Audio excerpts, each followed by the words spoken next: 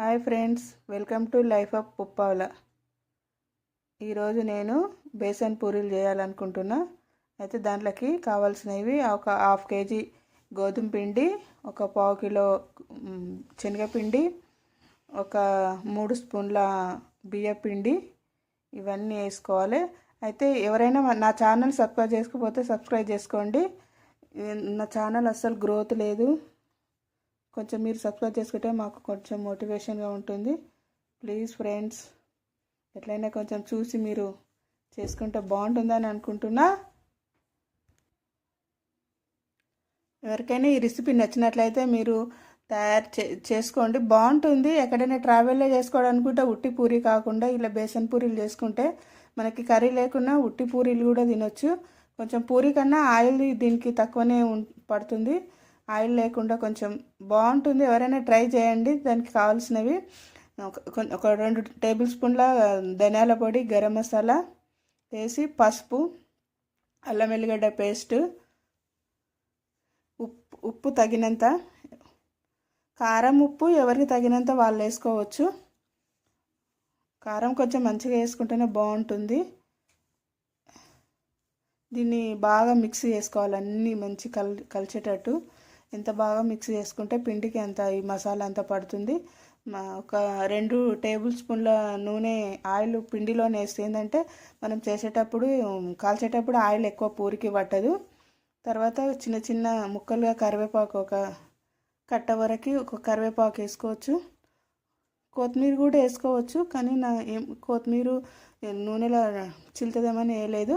ఒక 2 పెద్ద నిమ్మకాయలు, చిన్నవైతే 3, పెద్దవైతే 2, ఎందుకంటే ఇవి చాలా పెద్ద రసం ఎక్కువ ఉందని నేను 2 నిమ్మకాయలు వేసిన.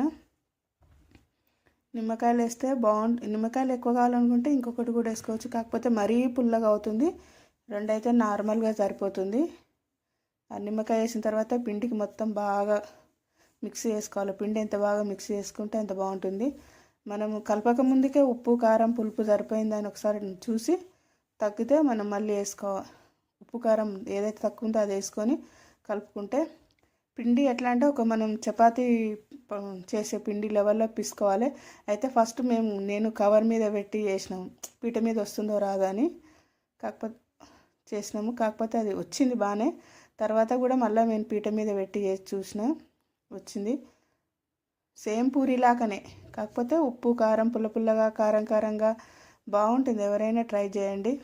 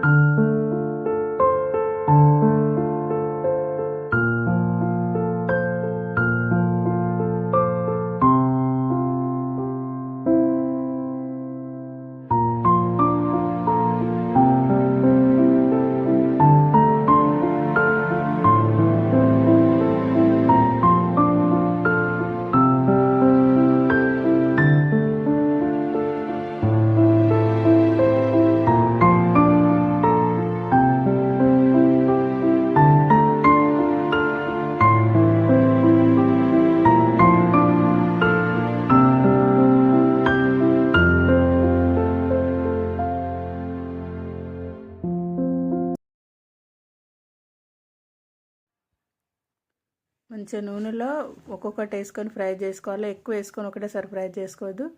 ఇలా వచ్చింది చూడండి, ఎంత బాగా వచ్చింది ఆయిల్ లేకుండా.